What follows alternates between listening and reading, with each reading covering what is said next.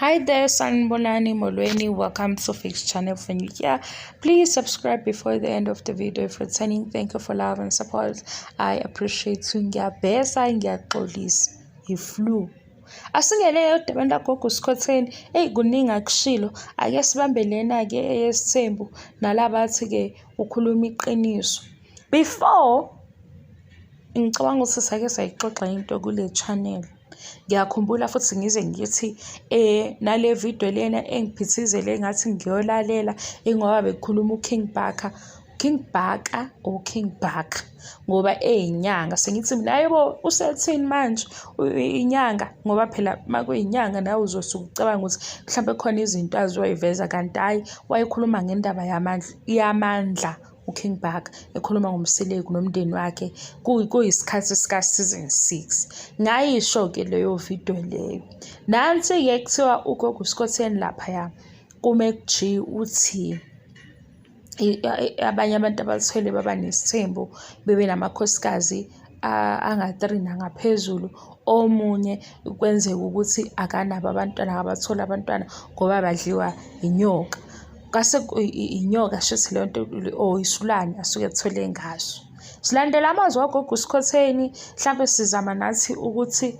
ukuzwa lento eshiwa abanye ukuthi ukhuluma iqiniso shithi lokhu akuveza ngokuthwala ukuveza ngolwazi lakhe lokuba ugobela inyanga isangoma ngoba ngathi uyikho konke so laba basukhuluma iqiniso uthe bukani angithi uthe kubukisiswa mayithi asibukisise uthi sibukisise bani ngoba phela manje isithembu esidumile ke esinamakhosikazi mhlawumbe awu4 nalokho akushoyo siyazi ukuthi uqondise kobani nalaba ke basikuzwakala ke ukuthi batheni uza neqiniso or facts only manini ke guys mangasuka mina ngithi nje ngilalele manje ngiyakhuluma ngithi nalaba abasangoma nyanga gobela abe nento yakhe yabo into engisho nami ngizothi ibuka kodwa futhi alikho iqiniso lokuthi ngikhuluma iqiniso kodwa buka ke nawe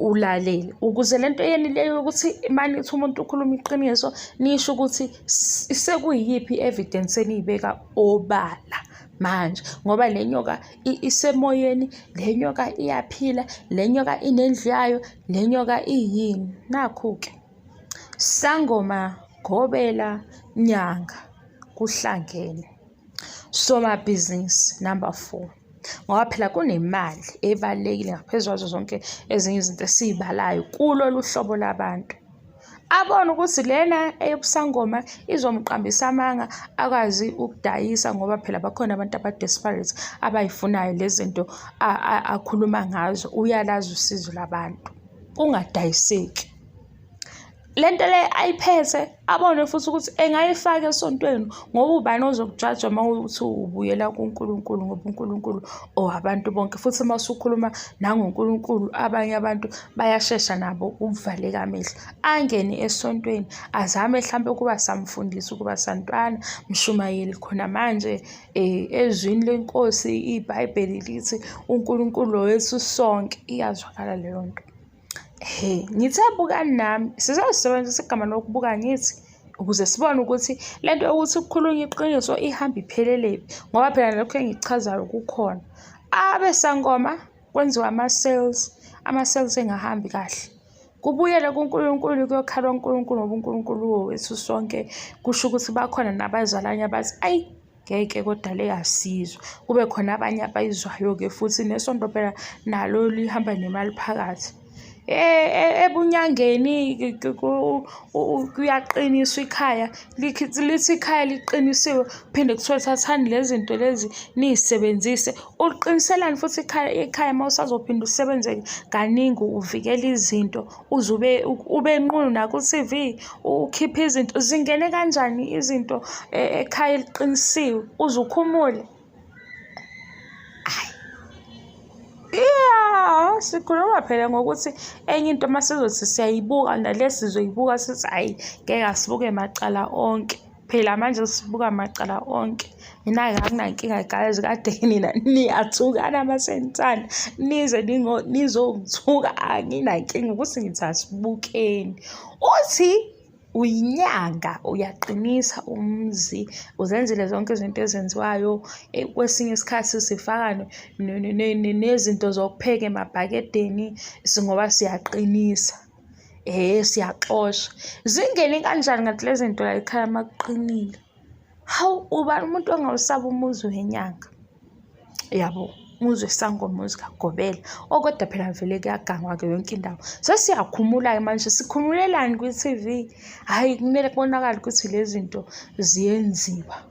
Awufihli lutho, okay. Hhayi, sidluleke-ke lapho.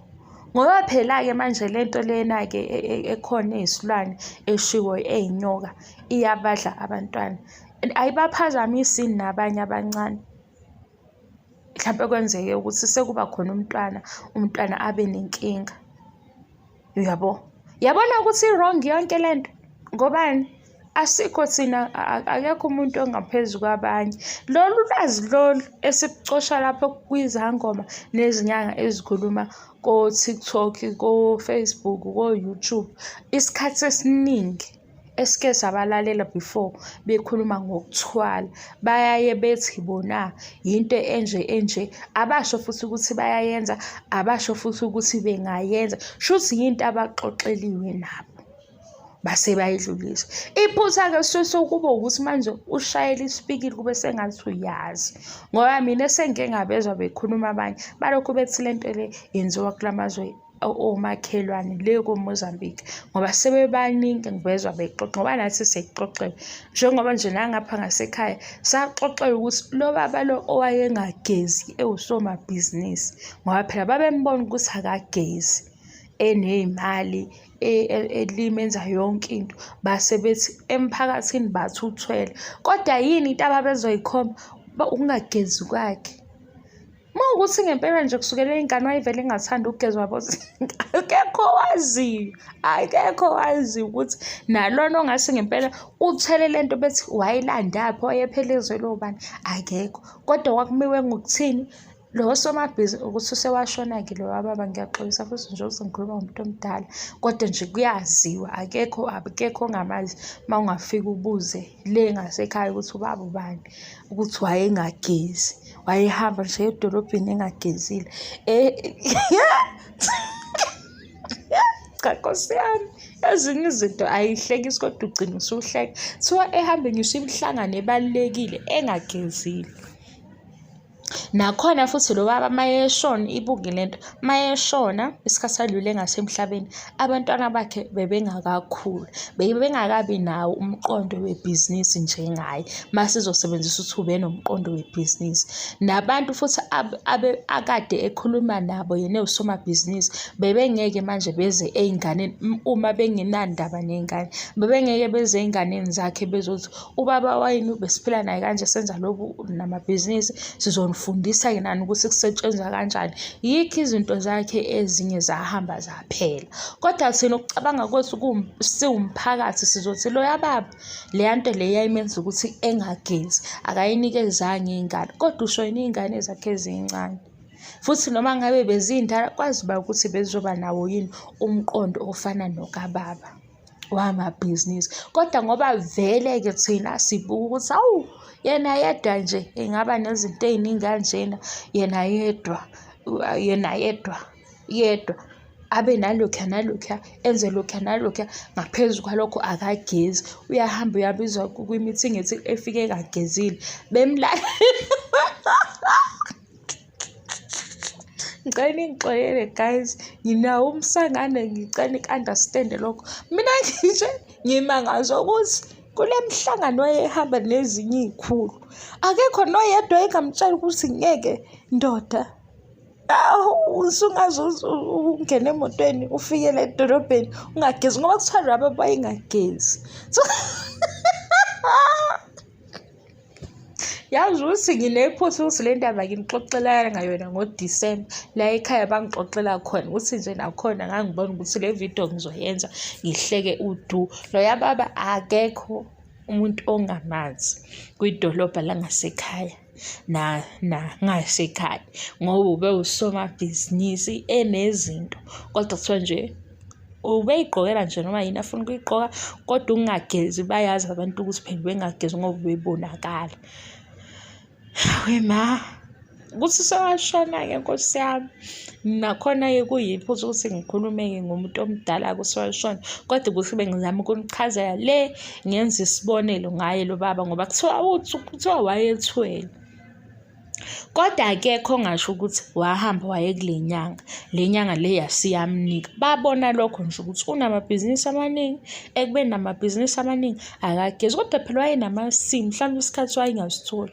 Kwazi bani mhlawumbe wayegeza ebusuku ngoba phela wayebonakala ekuseni nasemini abahlangana naye. Ngoba ngokomsebenzi bembona eyosebenza nababemabona-ke kule mihlangano nama-workshops ayenza. Hhayi, kodwa na guys ihamba ibe nento engaqondakali ukuthi eney'mali ey'ngangayana.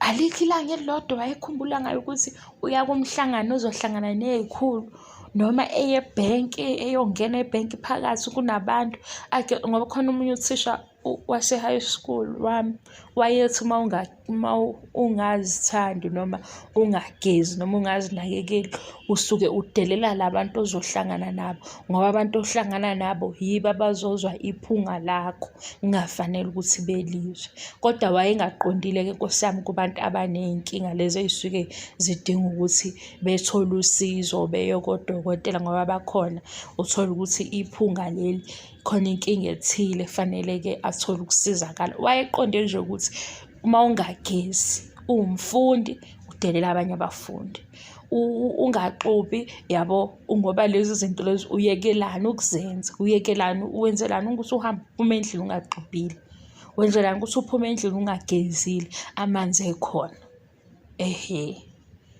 Kodwa-ke wayezama ukusibonisa ukuthi kubaluleke ngani ukuthi uzithande, uxubhe, ugeze ngoba mase uhlangana nabantu yibo abazothi ngoba bezwe iphunga kuwe kanti bengafanele belizwe iphunga kube wena uphume nje endlini wageza kahle waba-right.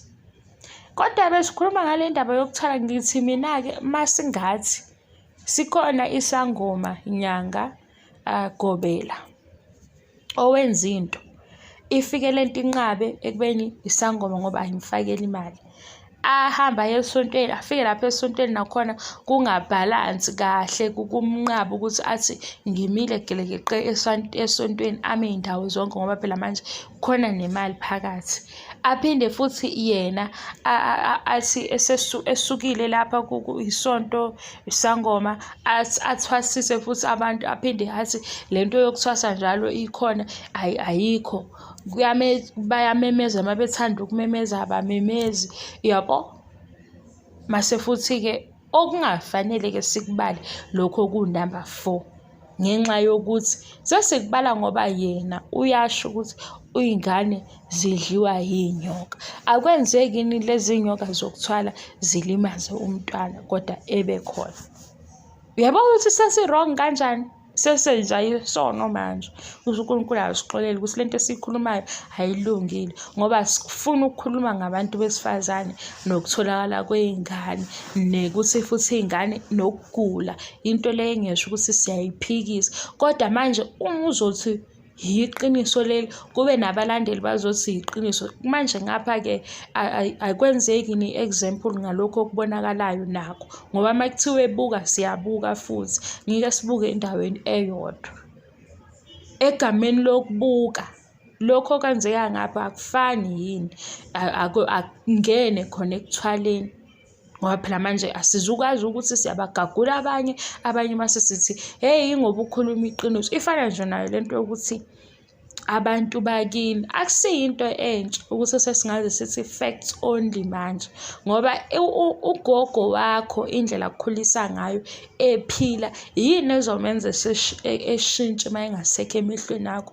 Yinto nase sesiyibuzayo naleyo ukuthi ugogo lo obekuthanda ephila Yini indlela akukhulise ngayo nezinto abezenza zizoshintsha mase engasekho. Singakuphiki futhi ukuthi abanye kubo emakubo ogogo babo nomkhulu uma bengalaleli babe baphanishwa. Mhlampe iyona ndlela-ke le yokuthi basuke bebakhombisa abanye ukuthi lokhu kubalulekile ukuzibelana, mase kuba nendlela evela as i-punishment empilweni yomunye ngoba le ma-experiences esizoba nawo awafani. Manje nothi mina ngikhuluma iqiniso ngothi sengisho leyo nto, umuntu okhuluma kanjalo senothi ukhuluma iqiniso ngoba ngempela imithetho yakaMthembu, eyakaMkhize, eyakaNgcobo, uNgcobo wenze yakhe imithetho kwelakhe ikhaya. Yikho ngathi kwenye indawo mhlampe ukuze kube neqiniso kule nto yobungoma nedlozi nobunyanga, kube ayenziwe abanikazi babo benze i-training bona ekufihlakaleni beyiqede nengane yabo. Ngoba ukuhamba umuntu ephoseka ngapha uzofika ethi eyi gogo ngikuphuphile, ajike lowo gogo eze la ku-social media ethi yonke lento esuke siyenza isuke iwumdlalo. Ngaleso sikhathi wena uthi gogo ngikuphuphile, uthi inbox. Mawusum-inbox ukutshela ukuthini, mayizophinde ethi lana mina nje thina siyakwazi ukuvele siyimemezele, ukumemeza nje ngoba phela futhi bakho ethu imuvi yase-South Africa. Cha thina sizothi hawu, wena ungaxabani. Into esizoyenza mina nawe ukuthi silobe sithi hawu ngoba thina sazi silobe sithi hawu sekunjalo futhi ngoba phela laphayana ngalesi sikhathi-ke kuyamenyezwa kusho zonke lezi zinto ey'shiwoyo laphaya ku-social media. Bayabhala hayi gogo siyakuphupha, inbox, sikhulume eceleni. Kukhulunyani ku-inbox? Asingene-ke kodwa kuyakhulunywa ku-inbox. Isihamba isikhathi yonke lento iyakhandwa ngisho ukuyigidela lokhu sisuke siyigidela sithi hawu thina sesababona kodwa abanye abanakho lokhu into yakubo. Umbone umuntu usolo akasasina aseshaya ingoma sihamba nenye into lena uyabo, iba khona leyo nto le iyabafikela abanye abanayo, iyabafikela ngisho nalapha aba-act-ayo uthola ukuthi uyabona ukuthi hayi bo akacelanga yini. Leyo nto sasesibuza ukuthi akacelanga yini ukuthi uye emsebenzini noma wenza lokhu ngoba kuyafika. Manje siyaxaka ukuthi-ke sekungaba khona ugobela ohlala lapha ku-social media ethi kokunye lisuke alikodwa phela iphutha ekudlaleni, kakhulu akudlalwa namanje kuyadlalwa ukuthi nje khona abuye kuthuse ngoba phela manje masuzothi kubuye kudlalwa abantu bazobuza ukuthi ikuphi kanti okusuke kuyiqiniso-ke kuyona yonke lento esesiyibonile. Iyiphi le eyiqiniso, iyiphi le eyokwenza nje just for entertainment, uyabona? Njengoba nami ngiyikhulumela nje manje akusho ukuthi yonke lento engiyikhuluma la seyiqiniso. Ngiyikhulume ngoba iyakhulumeka nayo leyo ukuthi buka makuthiwa nje kuwe hawu buka mase nithi nina musa nasi masithi kanti inyoka yona ayibaphazamisi yini abantwana, iphazamisa isimo sokuphila komntwana. Ngithi sengizothi buka wena usuyayibona ingane ukuthi ayikho right. Lokho-ke sekuyiphutha ngoba manje mina sengibona ngathi ekuthenini sikhuluma iy'ndaba zabantu asingahlukumezani ngoba seyinokuhlukumeza-ke phakathi ngoba nabangabathola abantwana akukho kuhle, ney'ngane ezigulayo akukho kuhle. Kodwa manje ngenxa yokuthi i-social media kunama-fans, kunama-followers, nabanye abavuma iqiniso nalapho lingekho khona, nabanye ababona izinto ezingekho, nabanye okuthiwa obani Nkosi yami, lokuthiwa usayizi wesicathulo uma ukungena gqoka, babona yonke leyo nto. Mase siyibone yonke leyo nto kodwa ubuntu abungapheli ngoba nokukhuluma into ongazi ukuyiphruva sizothini. Lo baba nje wangasekhaya wayishonela into abangayisho abathi wayethwele ukuthi wayengagezi. Nakhona masungathi ungene kubona bonke laba ubabuzisisa ukuthi nani zwe ngobani ukuthi umuntu ongagezi uthwele. Yiphi leyo nyanga eyasho ukuthi lo muthi lo ngokunikezela ukuthi ube nemali namasimu nayo yonke into kodwa ungagezi? Iyiphi? Ngeke beyikhombe. kodwa nje into ekhona namanje futhi bayisho ukuthi ubabani wayethwele. Hawu, nibona kanjani ukuthi wayethwele? Wayehamba ngisho imihlangano emikhulu engagezile. Cela ungifaka le video yinde futhi ngiyibhorekele Nkosi yami.